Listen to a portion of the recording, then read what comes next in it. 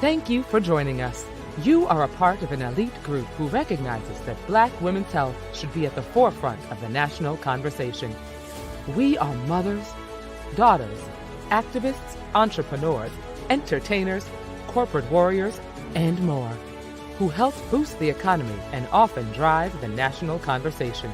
For 38 years, the Black Women's Health Imperative has strived to amplify our voices, help enact policy that protects us, research our issues, create programs that enhance our lives, and produce events like this one to ensure we keep the conversation going about the issues that matter to us most. So, let's get started with our program.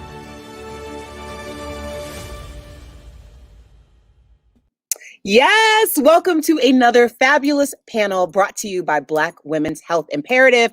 I'm pretty hyped up because it's always a great day to talk about Black women's health. Am I right? I'm right, thank you. Today we're talking We Deserve Menstrual Equity, period. I am your moderator, Erica Cobb, co-host of Daily Blast Live, a nationally syndicated daytime talk show, as well as host of the podcast Comeback with Erica Cobb. Today I am joined by my esteemed panelists, so I'm going to introduce them right now, starting with Janae Epps, Janae Epps. Hi. Hey, girl. How are you? I'm wonderful. How are you? I'm good. I'm so happy to be back in conversation about periods. Yes.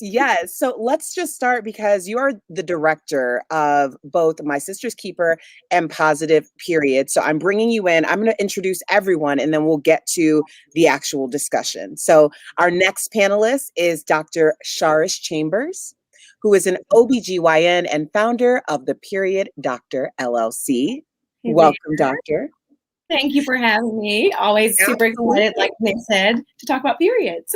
Yes. All right. Miyoshi Days, who's the founder of Hate the Dot. Miyoshi, welcome to the panel. Hey, guys. And finally, we have Chelsea Von Chaz, who is the founder of Happy Period. Chelsea, welcome. I think Chelsea might have dropped. Oh, there she is. Hey, Chelsea. Thank you all so much for joining us today. We are going to speak one-on-one first, and then we'll come back for a roundtable discussion. During that time, I invite all of you viewing at home to submit your questions. These panelists are extremely knowledgeable on periods, and we are going to have a very candid and transparent conversation. So stay tuned, all right? Janae, we're going to start with you. So as we know, you are the director of two Black Women's Health Imperative signature programs, My Sister's Keeper and Positive Period. So what is the Positive Period program and why the term Positive Period? Yes, so Positive Period is one of BWHI's newest signature programs. And so we are expanding the number of communities we reach through menstrual education as well as menstrual product distribution. So we are also seeking to change women and girls' attitudes about menstruation by stopping negative attitudes towards a normal body function, right? So hence Positive Period. And the goals of our programs are to obviously provide education and around menstruation and stigma, distributing menstrual products to the communities, as well as supporting and advocating for policies that support menstrual equity and address period poverty. And the funny thing about Positive Period, right? So being positive about your period, I always find that every time I'm doing a Positive Period event, I'm always on my period. So it keeps me honest to the work, right? To be positive because I have horrible cramps. But it's so exciting to lead this program and to be positive and change attitudes about it. Janae, I got to tell you, I love the Positive Period program because, a lot of us had a lot of shame surrounding when we first got our period.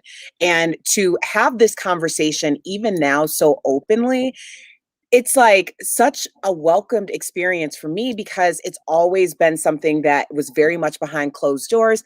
I hardly even talk to my girlfriends about it. So I'm sure the impact has been vast. What has the impact been for the Positive Period program? Yes. So although, the program started in 2021 as a program, we actually started out as a campaign, right? So we've had great success. So we originated as a campaign back in 2019, in which we provided 2,000 menstrual cups in Atlanta, Georgia, as well as Kigali, Rwanda.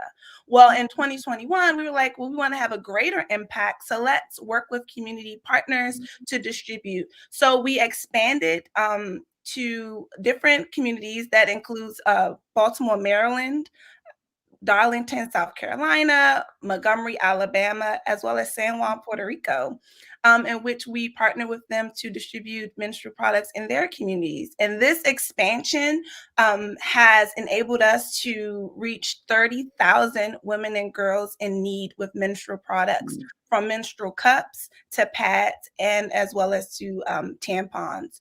And so we've also hosted positive period conversations with young women and girls about their experiences, as well as putting on events like today, right? Because we deserve menstrual equity, bringing groups of women together who are just amazing and just doing work around periods. So I'd also like to show a clip of our last donation to our newest partner in Washington, D.C. They're called the Family Medical Counseling Services in Washington, D.C., and they also serve Sea Pleasant, Maryland. So I want to show a clip about that event.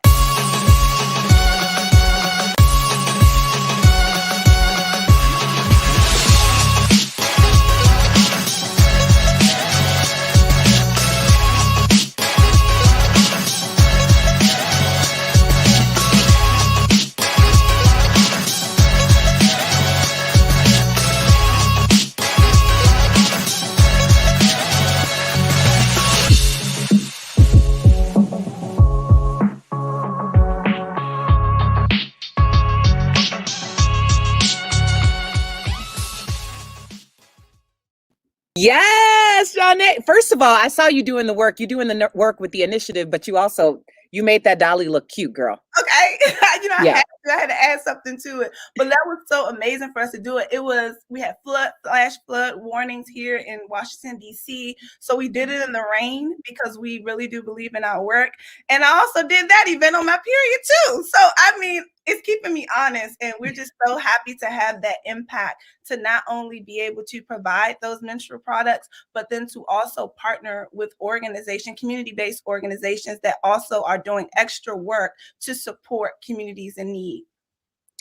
Danae Epps, I so appreciate the work that you're doing. I appreciate you bringing us together, and we are going to talk to you more after we have our one-on-ones with everyone else for our roundtable discussion. So thank you for your time. Next up, we have Dr. Sharis Chambers, who is an OBGYN and founder of the Period Doctor LLC. Dr. Sharis, how are you? I'm so well, so excited. I love the conversations. I'm just so impressed with my colleagues as well. So yeah. Well, obviously your resume is super impressive, and the work that you do, but you are fellowship trained pediatric and adolescent gynecologist, and you launched your social media platform, which everyone should be following, the Period Doctor, in the summer of 2019, after recognizing an unmet need for medically accurate reproductive health information and minority physician representation. So what is a normal day like for the Period Doctor? Absolutely. So I'm often in my clinic, which is actually where I am now. I saw a full day of patients, which is where I'm happiest. I'm doing the work and connecting with people, but I'm also often posting some content on Instagram. And my whole mission is to disrupt. And the idea is to change the cycle. That's kind of like my hashtag, my catchphrase, because when patients enter into my office, they are so anxious and so afraid to have a conversation about their period. That's the thing they hide, the thing they're most embarrassed about. And I just start with it. I'm like, hey, my name is Dr. Sharis, and some people call me the Period Doctor, and we're going to talk about periods. It's a totally safe space. And you can just see their body just change. They're like, oh, from the very beginning, creating a space and fostering an environment where periods can be talked about openly. So we can get to the abnormal and relieve them from, thinking that something normal is a big issue. And I just think that's such a beautiful blessing to be able to approach people in patient clinics and interactions and also online in that way. So you're really changing the narrative, which also means education. So what does education look like for accurate menstrual health information, not only in schools, but also in medical and health fields? Yeah, so I think accurate information that matters greatly, but also accessible information that people can truly digest. So it's one thing for me to say all this medical jargon, but if my patient doesn't understand it, I haven't done enough. And so my approach when it comes to educating patients is using my voice, using a lot of graphics, using like highlighting words, and checking in often. Do you understand? Did that make sense to you? I use a ton of analogies. It makes people laugh, and they really get engaged. But education for me, it doesn't work until it has been completed, until the person on the other side truly gains a new understanding of what I'm talking about. So what are the biggest needs and barriers that you're seeing coming from your patients? Yeah, I think the biggest barriers, definitely access to accurate information, but also access to a shame-free, supportive environment. I think that is the biggest barrier because a lot of the times they're coming from generations of women who had maybe terrible periods, menstruators that were struggling with their periods, and a lot of shame, even in their family. Even the person who brought them into the clinic may be dealing with their own period-related shame. And I think that's the biggest barrier. There's so much that we're carrying, real and imagined, that prevents us from actually connecting with what's going on with our bodies, from empowering us to take control of our periods and actually speak up and say, this is not normal, I need help.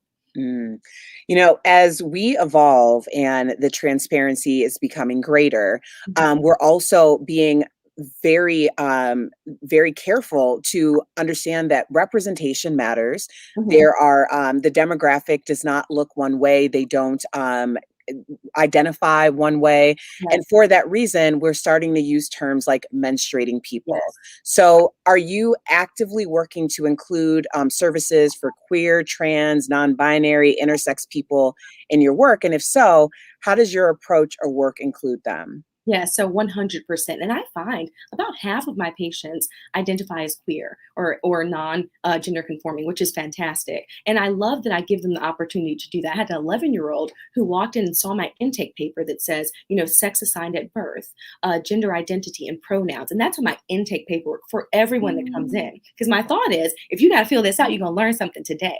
Even if it doesn't apply to you, even if you've never thought about it, you're going to learn something. And so I had an 11-year-old patient that when I actually had her parents about, she said, I knew you were going to be a good doctor because you asked my pronouns. Because kids are learning this. They're learning that good people, professional people, environments that are compassionate are inclusive. And they're asking you how you want to be addressed, and they're honoring that. And it doesn't mean that I get it right every time.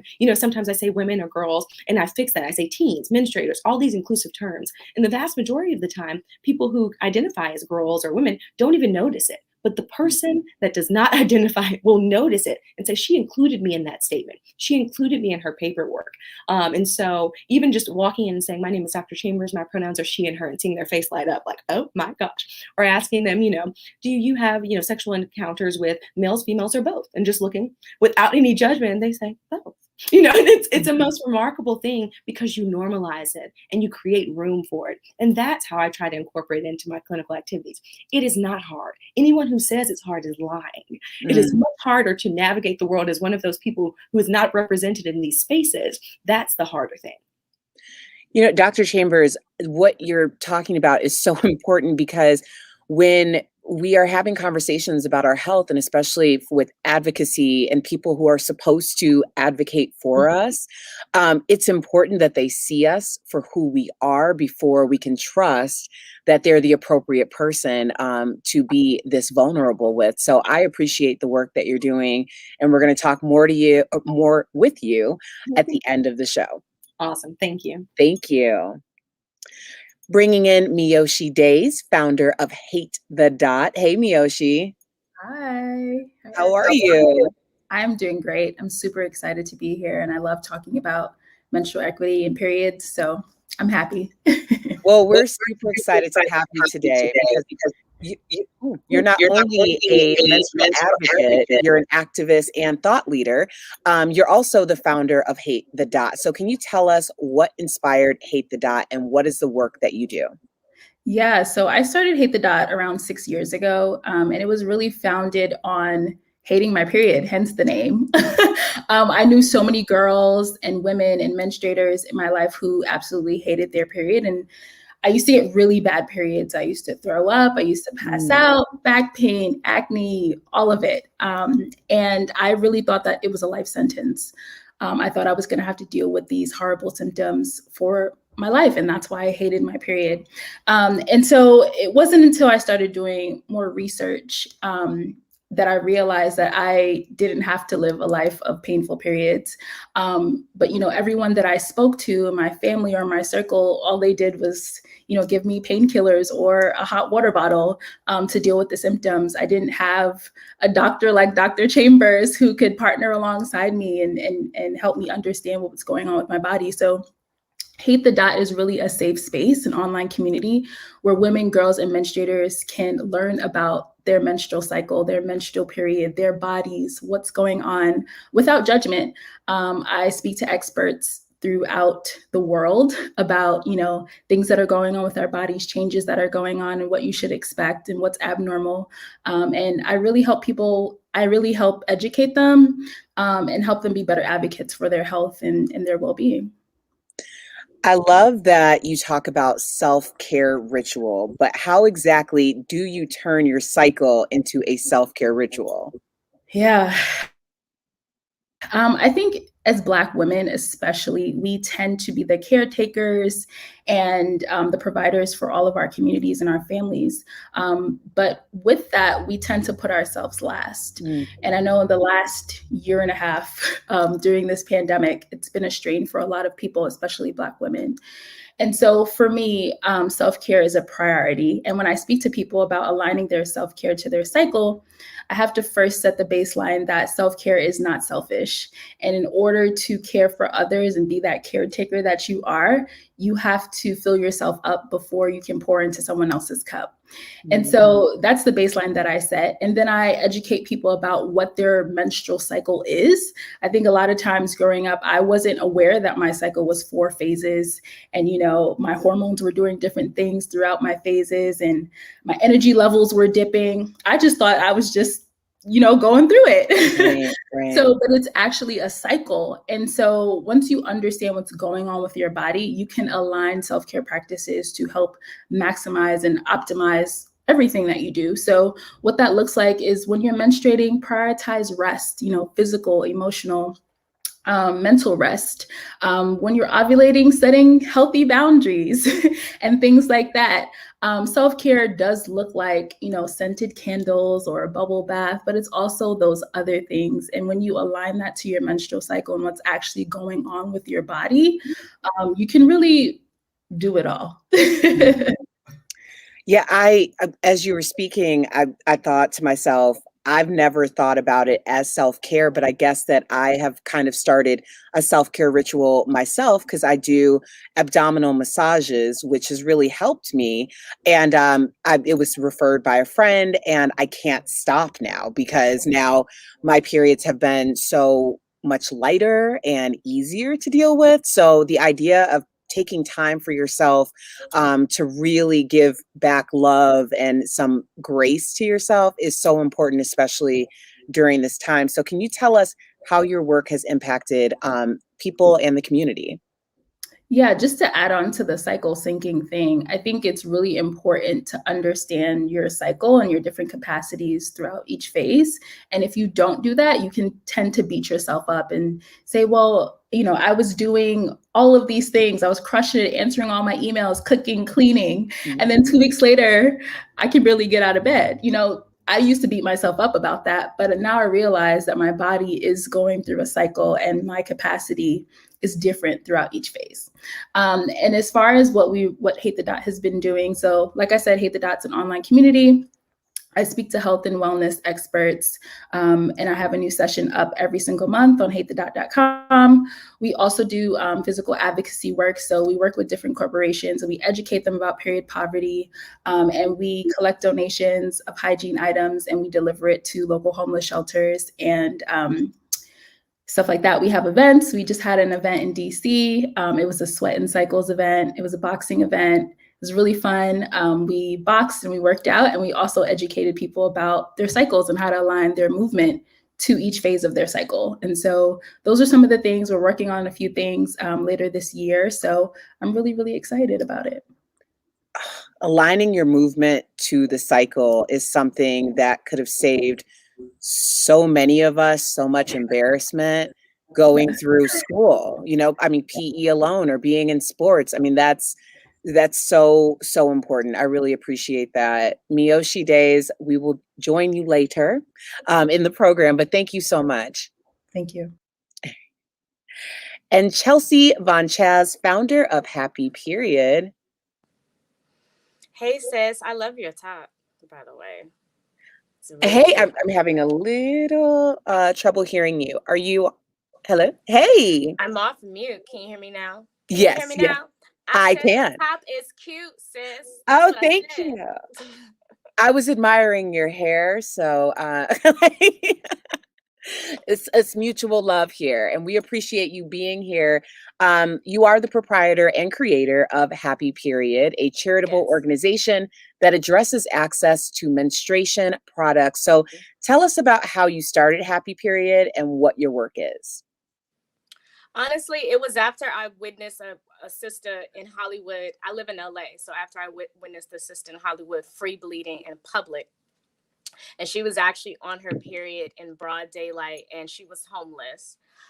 So that's where the idea came about. I know it sounds a bit crazy or just something that people just may not even want to witness, but I mean, it's the reality of a lot of folks who are experiencing homelessness, and they don't have access to public restrooms, they don't have access to a safe space to manage their period, let alone take a shower or use the restroom, whatever. So yeah, that's where the idea came about. Initially we were in the space of distribution of products, but now we've moved into education and wellness. That was about 6 years ago. So now it's more about us bridging menstrual health education and access to safe period products, because I think a lot of folks don't really have an understanding of not all period products are created equally or made equally for the safety of our bodies. So that's something that we've been really passionate about for like the past couple of years, because after working with a lot of shelters, a lot of schools actually started reaching out to us more, saying that once a budget is cut with the school or they lose some type of funding due to lack of education or anything that happens, the nurses station is the first thing to go. The students tend to, a lot of the students may not have money for breakfast or lunch, let alone them having anything for, their pads. So that's why I decided to just, become a little bit more inclusive as far as who we give to. Same thing with just having more inclusive language. Like, we're not just for folks that identify as women, we're just for Black people with periods. So yeah, I mean, that's kind of like the transition that we've taken in the last like maybe 2 years. So now with us being more in education, it's just really important for folks to actually be aware of the period products that they can use and just to have access to them. Chelsea, I know that it may feel uncomfortable for some people, but this is a space of we are going to be very comfortable having very real conversations, because that story. This is my thing. We could talk Yeah. about poop. We could talk about periods. We could talk about sex, like all that stuff. So yeah, I'm here for it. Yeah, and you brought up the woman, menstruating in broad daylight, and the idea that the underserved, under-resourced, incarcerated, these are populations that we don't necessarily talk about all the time, Right. and these are populations in need. So what is the biggest barrier to a happy period for people? Probably just not understanding that their period is legit a fifth vital sign. looking at your period as like, this is how your body communicates with you to let you know what's going on with your organs, what's going on with your gut, what's in particularly what's going on with your mental health. I think we're completely detached from our periods just because of a lot of shame and the stigma that's rooted in it in society. And that's from, religion, from the Quran, from the Bible, linking women or people with periods as dirty or unclean. I think that's like a huge problem with it, where a lot of us are just completely disconnected from it. And then the fact that we don't talk about periods at all, and we are kind of silenced in a way, or just left to deal with our periods quietly. And that is not encouraging for us who, when we get up to a certain age and we're going to the OBGYN, and we are not encouraged, or we don't have the confidence to even have a conversation about our periods. So I think all of that connects to the fact that, yeah, your period will definitely let you know what's going on with you, paying attention to your flow. A lot of us don't even like to look at our period because we're so attached to the thought of it being blood and this fluid and this foreign thing. But it's your body. It's a beautiful sign that you are human. It's a beautiful sign that you're connected to God, or whatever created you made this resource so that you can, even if you want to, bring even more life. I think it's really important for folks to look at their blood and their period experience, not just from the flow, but from their symptoms, what kind of symptoms that they're having. So that way they can be able to have a clear understanding of, wow, what's going on with my body? Is it something that I ate? Is it something that I'm going through? Is it stress? Am I not exercising enough? Am I exercising too much? Like there's so many things that our body can just tell us. So yeah, I think the huge problem is just the fact that we have been pushed and shamed to be disconnected from our periods and to look at them as their negative thing, when really it's the legit thing that's telling you that you're human and you're magic, and we're bleeding and we're not dying. That's a clear sign to me that I'm magic. We're bleeding and we're not dying. That's a clear sign that I am magic. I'm gonna write that down. Tweet it, sis. Tweet it right now. It's going out. It is going out. I really appreciate that. And I know you really touched on this earlier in terms of the impact of the work that you're doing when it comes to shelters and schools, accessibility and education.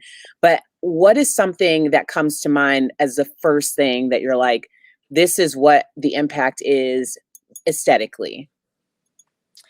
Honestly, it's accessibility. So like last year during COVID, I decided to create the vending machine that we have now that dispenses out period products. So now we call it a PPE machine, standing for Period Protection Essentials.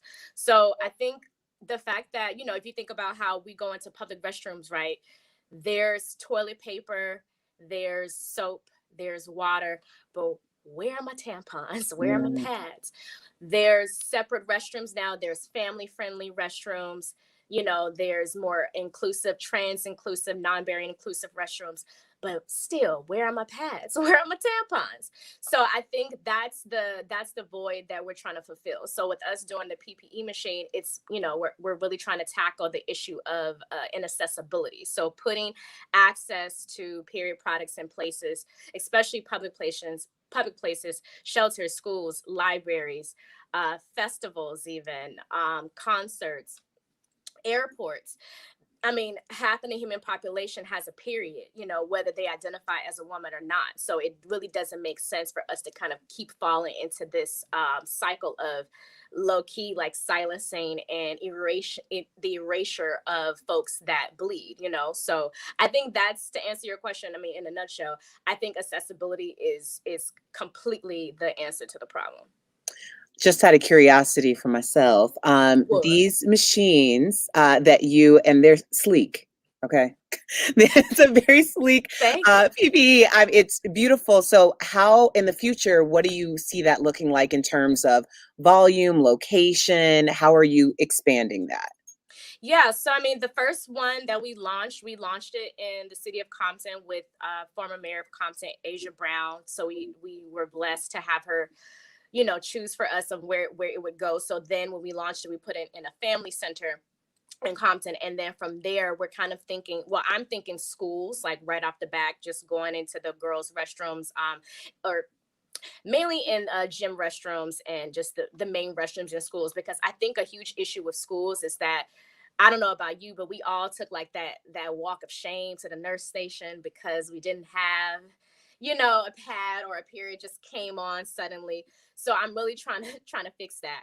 And Mhm. then yeah, I mean, really tackling these areas with the city, especially when it comes to whether it's like city halls, courts, libraries, and then especially airports. I think putting it in the airport is really good, as far as like, because that's a mixture of different types of people, different types of folks that may have periods, and for them to be able to witness that, have access to it. And Lord knows, like, traveling on your period, honey, that is like the Olympics. Okay. So Yes. yeah, I mean, the future, I mean, it's the sky's the limit on that, but I'm really pushing forward with the schools right now. Yeah, especially high schools, next colleges, college campuses will really help. HBCUs is definitely like my first tackle with that. So yeah, it's really really exciting. Well, I look forward to seeing one myself, just walking in somewhere like, "Yes, Okay. Chelsea." Okay, and I use was it like, like yes girl, I'm let me like, get something I out of just kept here. saying like, "Ooh, that is so sleek." And I mean, and obviously, you're doing the work and people are benefiting from all of your efforts. So we really appreciate you. We appreciate your time. We're gonna keep you right here, and we're gonna have the other panelists join us. So thank you, Chelsea Von Chaz. Welcome back, Miyoshi Days, Dr. Sharice Chambers, and Janae Epps. Hey, ladies. Hey. Okay. Okay, so we've had, I mean, great conversations with each of you individually, but I really wanted to have this roundtable where we talk about what was your experience with your first period? Ooh. I'll start. Oh my gosh. My experience was, I wouldn't say it was from hell, but I woke up in pain, right? So I'm like, what, like this cramping? And so I remember going to the bathroom and, like kind of wiping. I'm like, it's blood. Okay. So I went out and I told my mom, and I was like, Mom, I'm bleeding. My stomach is hurting. She's like, Girl, go in that pantry closet and get the pad and put it on, and go sit down. You be all right. Get some pain meds. And so it was like, that was my first experience with the pain. I experienced the pain first. And that's why, I say this work keeps me honest, to be positive about my period. But I'm being positive with sharing that. So that was my first experience. And I didn't get that education that a lot of young people may not get from those that are closest in their household, right? So I was in a house with my sister, my mom, we all menstruating. So it was like, it was like the Olympics almost, like trying to figure out like, well, who's going to use the most pads? Who's going to like, well, we knew my mom had to pay for it. So that was like my first experience, like just that pain. But then also having to use what we had, because it had to be shared amongst 3 menstruating people. That's real. That's super real. Who wants to share next during our girl talk segment? I can go. I can go. Mine is always a funny story. So I got mine first day of a new school, junior high school. We had to wear a uniform and I had to wear khaki pants. And I was in class, had a male teacher, and I just remember being in class and I just started to feel weird, like my stomach. I had cramps. I didn't know what cramps were, but I started to feel cramps. And then I looked down and I saw that I had blood all over my seat in the classroom. And so lunchtime had come and the teacher said, okay, guys, time to go to lunch. And everyone got up and I just sat there and everyone was lined up and they're like, okay, it's time to go. And he looked at me and I kind of just sat there and I kind of just gave him a look. And he's like, okay, I'm going to go get a female teacher. So he took the class away. He got a female teacher and she came and we dealt with it. But that was a pretty dramatic first period story. And a lot of people can relate to that story for sure. Thank you for sharing that. Who would like to go next?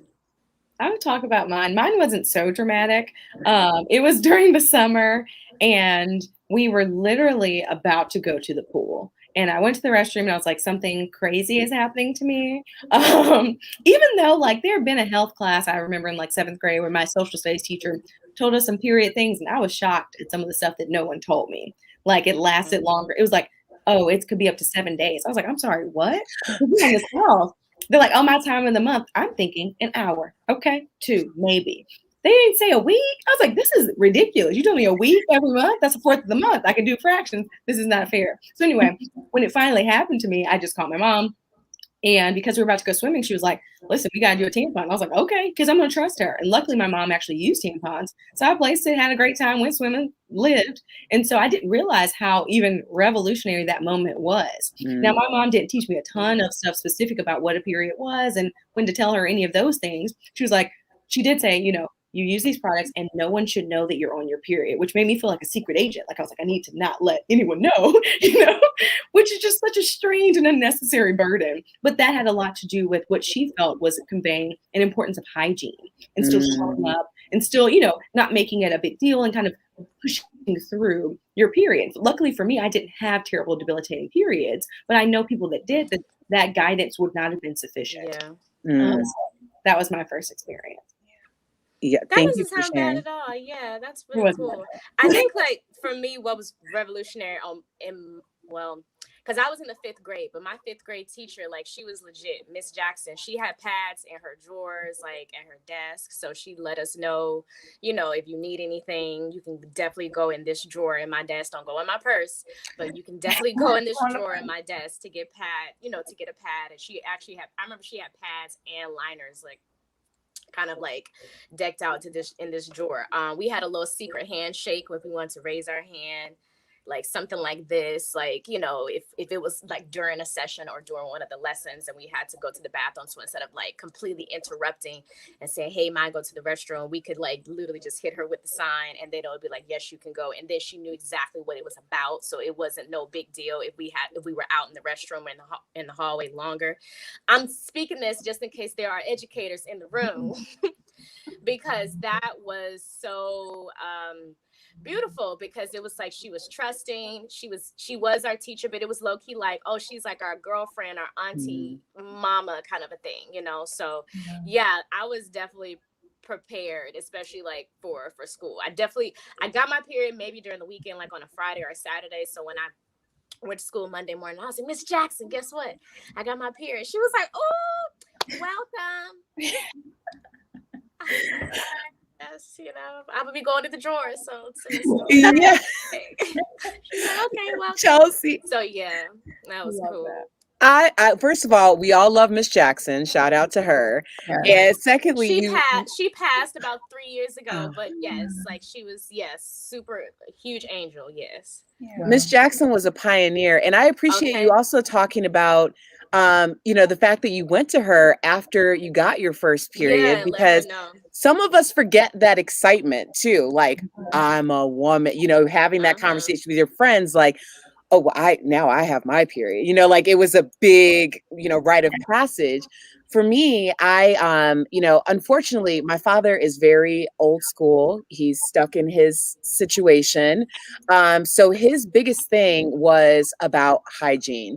But the way that my father speaks is very direct. So my first period was my father telling me how not to be nasty.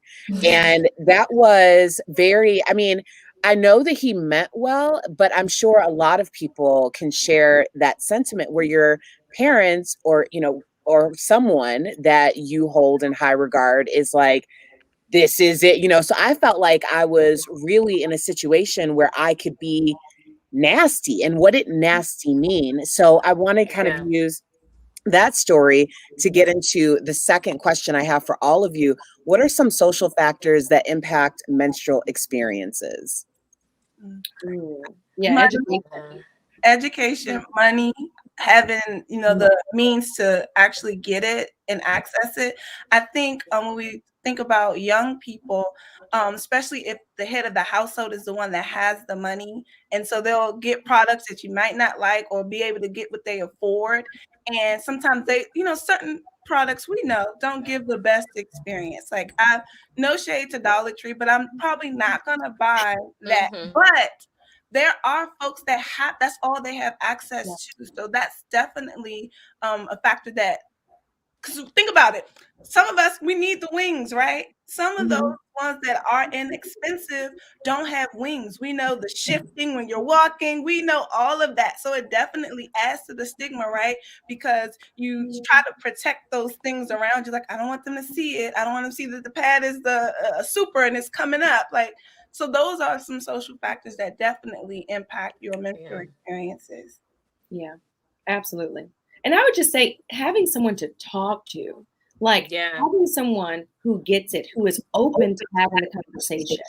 You know, just because you have a sister period doesn't mean she's open to having the conversation. Just because your mother has periods doesn't mean that she's open to having a conversation. Having someone who says, I'm here for you. And if you need to talk about this, I can talk with you. I think that's a big factor. And so when folks don't have that, they're lost. They're searching for, you know, concoctions on TikTok about how to stop their period, and all this random, you know, and really inundated with misinformation. I think that's a really big thing that colors their experience because they feel lost. They feel like they're the only one and that there is no support. So they're in it by themselves and they've got to figure it out by themselves. And that shouldn't be how it is. Yeah. Dr. Sharis, that also the idea that you know that there's someone close to you or in your home who is a menstruating person, but they don't want to talk about it also adds to a level of our shame as well, because if you're not talking about it, then it must be something not positive, right? Yeah, exactly. Yeah. Would anyone else like to add to that question? I mean, I think about as far as just having allies and accomplices, especially when it comes to men and boys. So it's like sometimes the men can be the problem, can be like the negative factor, and then there's some that can be a positive. But I think the difference is educating them, because in my experience, a lot of them really do want to know more about periods or how to help or what it's like. And then when they do know, when you do educate them, then it's like, wow, what do you need? How can I serve you? You know? So I think like that's like something that in my mind could really help us towards a better experience, or even a better future, if we just, you know, start teaching our boys about periods. The youngest child I've taught about or explained what a tampon is, what a period is, was 4 years old. And so moving forward, like when his mama got her period, he would grab chocolate. He would go, he knew where to find her pads or her tampons. And then he would leave the room like, all right, if you need anything, just ring your bell. He bought her a little bell. It's the cutest thing, right? But even just like with boyfriends and husbands, it's like, you know, I think we can really like make a difference if we just educate them about our bodies, because a lot of 9 times out of 10 their experiences is through their mama, their sister, their aunties, and some of them may not even have too tough of an experience from that. But it's like, no, if you date me, you're gonna know everything. So, right. You know, that's a different level of intimacy, and I'm sure we've all seen that meme that went viral about the girl on the school bus, and she ended up getting her period, and the one of her classmates took off his sweatshirt and gave it to her so that she could tie it around her waist. So yes, having conversations with those who aren't menstruating as well, so that they can be active allies and support, is so important. Miyoshi, I want to gear this question starting with you. Can you name the health consequences to not having period equity? Oh, man, there's so many. I think one of the biggest consequences I think of is just not being able to advocate for yourself. When you don't know what's going on with your body, when you don't know what your period should look like, feel like, the length of your cycle, what phase you're in, you're not able to fully advocate for yourself and know, you know, what your body is going through. So I think that's like the biggest thing. When you understand your body, your cycle, your period, you can advocate for yourself and you can advocate for others. You can be that person that people can come to and ask for advice and be an ally to different people. So I think that's the biggest one. Janae? I would say one of the ones I'm thinking about is infections, right? Because you're using all types of things when you don't have access to the safe and affordable products that you need.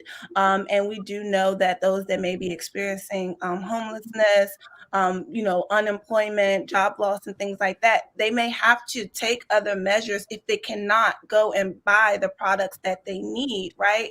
So I'm thinking of those health consequences. I'm thinking about mental health, right? Not knowing that you can't afford it because of some other social factors of not having a job and things like that, that weighs on you, because then you have to start to think about, well, I can't buy a pad. I have to wrap some toilet paper around my panties and go. And I mean, I've experienced that before, being out and coming on and not having products, and the next thing is tissue. Okay, but listen, that thing up nice to stick around it, and then you go. But then there are people that have to do that constantly, and sometimes it's with newspapers, and sometimes it's with other things that can lead to infections. And when we achieve period equity, so that would be erased, right? Because they won't have to worry about not having those safe products to use and to be able to have the choice to control their menstrual health how they want to. Yeah, we were all nodding because we're like, yes, we're 100% on board and understanding. Dr. Shars, I want to close this question out with you. Can you name some health consequences of not having period equity? And I loved what my colleagues kind of mentioned as far as the self-esteem and just kind of more acute things that are like irritation and infection. But when you think about the long-term approach and the long-term effects, the adverse outcomes, they're significant. And so people who do not have good menstrual equity, and that has a lot to do with just access to managing your periods in a way that's appropriate for your needs. Yeah. Those people are going to have much higher risk of anemia, much more delayed diagnoses of their fibroids and polyps and endometriosis, which in turn is going to affect their ability to have the family they want, their fertility. It may affect their ability to maintain a job, to hold down something where they can actually bring in that income to improve their housing and security or whatever their situation may be. And so it's so many places in which menstrual equity affects someone's life, but the health consequences are the things that I focus on a daily basis. And it's something that people constantly overlook because they're like, okay, as long as I have a pad, I can figure this out. But when you don't have access to physicians that look like you, that you can talk to, or who are going to listen to you, or who will actually hear your pain. I can't tell you how many young Black girls who have had terrible pain due to some sort of period-related issue have been ignored.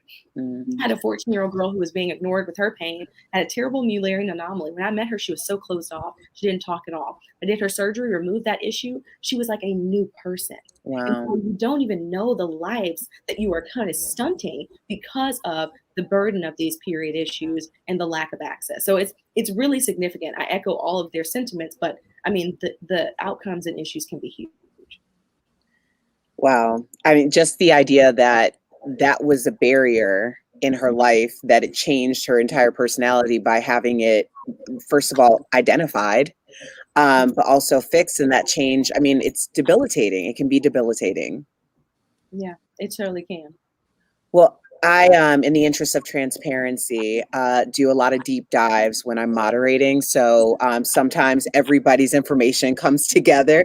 But I believe it was either Chelsea or Miyoshi on your Instagram was talking about how incarcerated women sometimes will not take visits because of the squat and cough. So I'm wondering that's something I had never thought about, and I'm so happy that you shared that.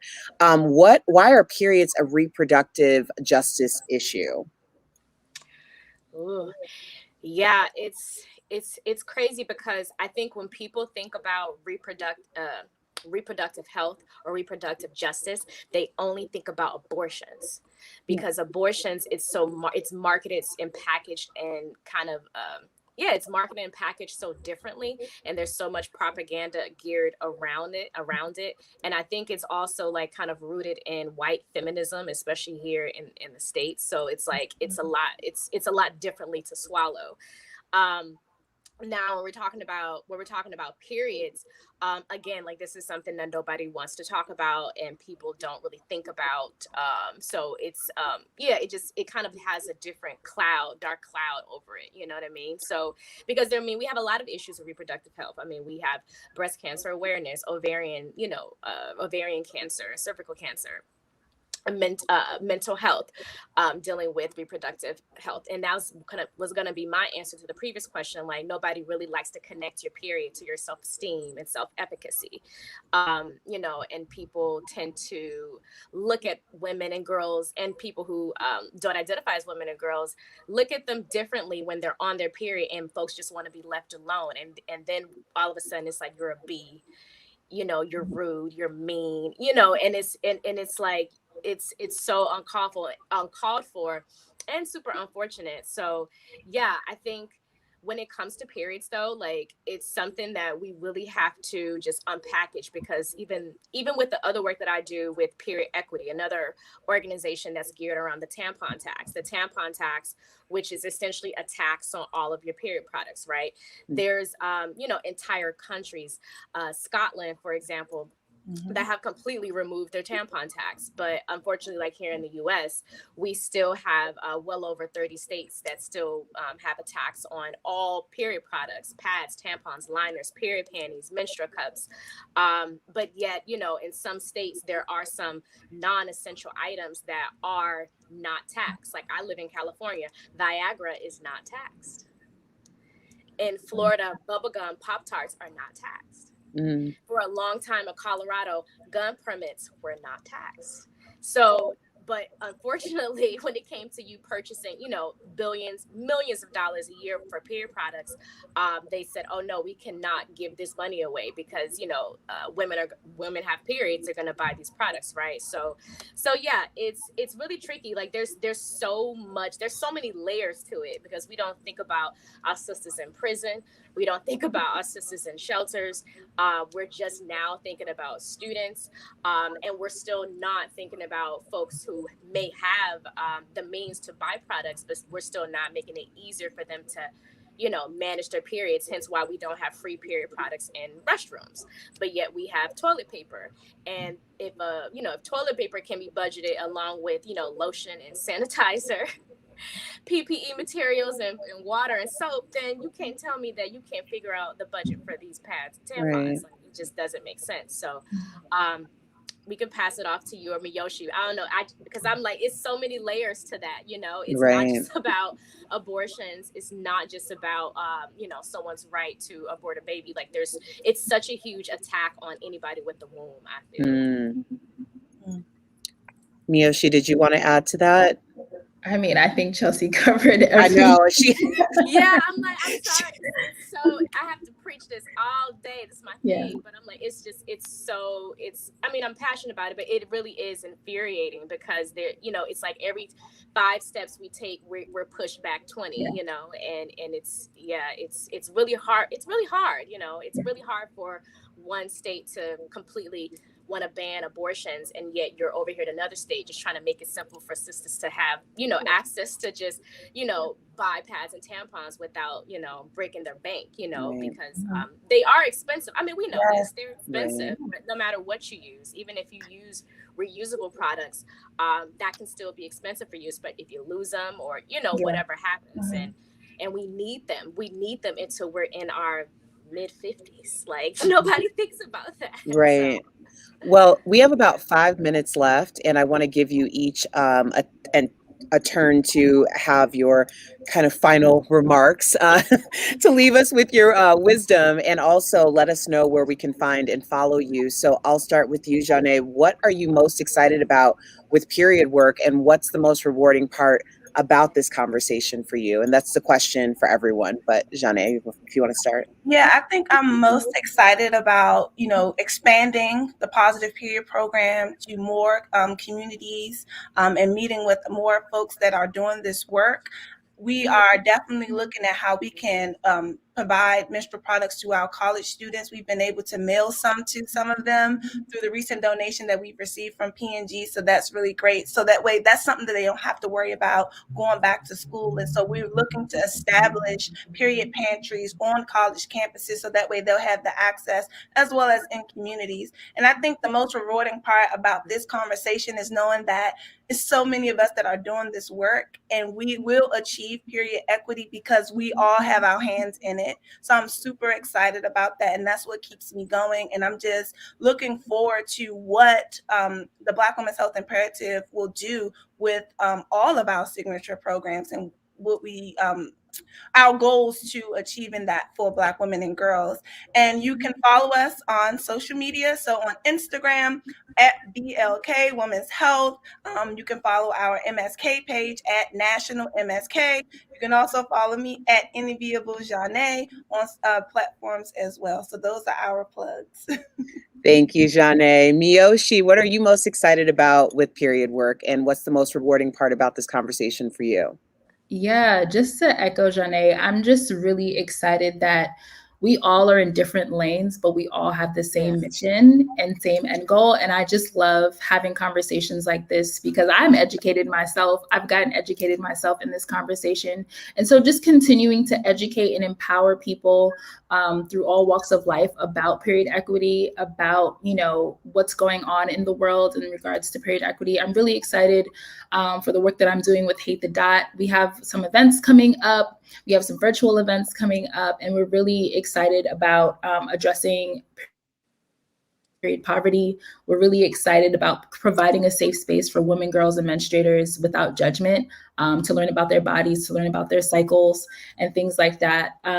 Yeah, I'm really excited. You can follow us on Instagram at Hate the Dot. You can go to our website, hatethedot.com, to join our free community and get insights, like I mentioned. And you can follow me personally on Instagram at Miyoshi Days. Wonderful. Dr. Sharj Chambers? So I think I'm most excited about continued conversations like this. You know, it's so beautiful to have co-conspirators. And I think that that's what we are. You know, there was Tashonda Duckett said that she worked in a program where they said the work is the mission and the mission is the work. And that just resonated with me because that's what we are doing. You can't do this type of work without being passionate. And to see us being passionate in so many spaces and places and inviting others to be passionate with us and to advocate for ourselves, it's like we're building this small army that's getting bigger and bigger. And I truly believe there's so much liberation in education and in sisterhood and in community. And we're creating that even in these pandemic times where we can't really get together, we can't hug, we can't talk, we can't circle around necessarily, but it doesn't stop the mission because the mission is the work and the work is the mission. So I'm so excited. I love this so much. It makes me happy to know that they're like-minded individuals. And you can follow me on Instagram at The Period Doctor or on Twitter at The Period Doctor, or go to my website, which is www.theperioddoctor.com. And if you're a teenager in Georgia, you can come see me in clinic. But anyway. Nice. Chelsea Von Chaz, you're up, girl. Yeah, I'm just super excited that it's more Black women in this space. I think for a long time, we just were not in this space, or we were silenced or just kind of pushed to the side, or maybe even just kind of held as the subject of menstrual equity, like being the person or the body in need. And now we actually are a part of the conversation. So I think that makes me the most excited because I am so tired of seeing us not being at the table when it's, you know, when the table is actually us and we're being discussed. But it's like, no, we need to be a part of this. So to me, like that means the most. Especially in just all these different realms and these different avenues, like, you know, OBGYNs, doctors, activists, you know, just really having these conversations and pushing for our families and our girlfriends to have these conversations. I think like through all of us, because like Miyoshi and Doctors are my homegirls in real life. So it's like we are able to really live like the work that we're talking about, right? And so I think for me, that means a whole lot, the fact that we're growing and we're connected in that way.